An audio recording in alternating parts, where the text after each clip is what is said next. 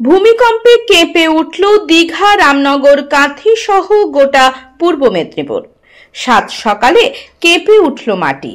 ঘড়িতে তখন ঠিক সকাল 6:10। কম্পন টের পেল বাংলা ও ওড়িশার বিস্তীর্ণ এলাকা।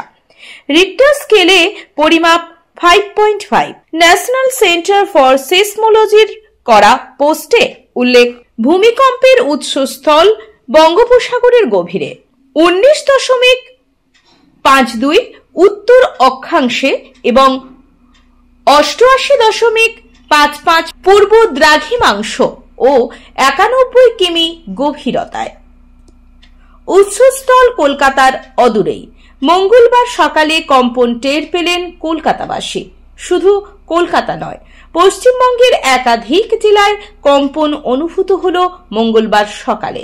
সকাল 6:10 নাগাদ কেঁপে ওঠে একাধিক জেলা।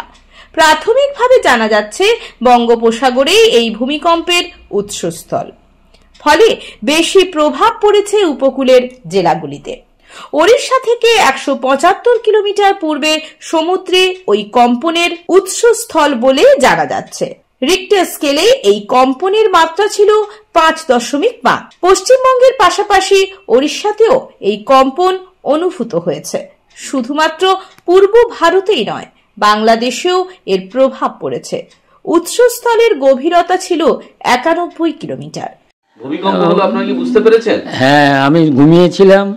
ঘুমের অবস্থা বুঝতে পেরে তাড়াতাড়ি বেরিয়ে এসেছি, সকলকে ডেকে দিয়েছি। এই আগে এরকম এত জোরে হয়েছিল? আগে আমার বাল্য জীবনে অনেক আগে বুঝতে পেরেছিলাম। আজকে একটু বেশি অনুভব করলাম, এই আর কি। কখন হয়েছিল? সকালে 6টা পরে হয়েছে আর কি। ভূমিকম্প হলো সকাল সকাল, বুঝতে পেরেছিলেন?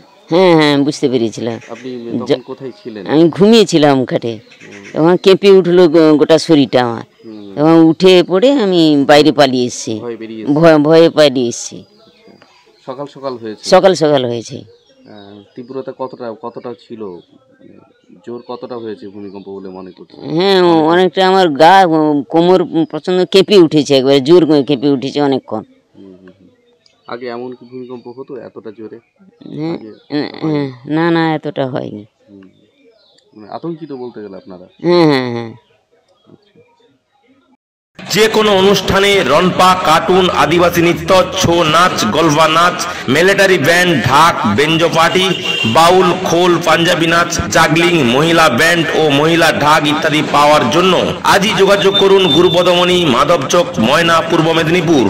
ময়নায় পূর্ব দক্ষিণ ময়নার দেশকালী মায়ের পুজো কমিটির পরিচালনায় শুরু হতে চলেছে 112তম বর্ষে শ্রী শ্রী রক্ষাকালী মায়ের পুজো ও মেলা। শুরু 27শে ফেব্রুয়ারি, সমাপ্ত 9 মার্চ। 27শে ফেব্রুয়ারি অর্থাৎ 14ই ফাল্গুন মায়ের পুজো এবং কয়েকদিন ব্যাপী অনুষ্ঠানে উপস্থিত হওয়ার জন্য এবং মন্দির নির্মাণে সাহায্যের জন্য সবাইকে জানাই সাদর আমন্ত্রণ।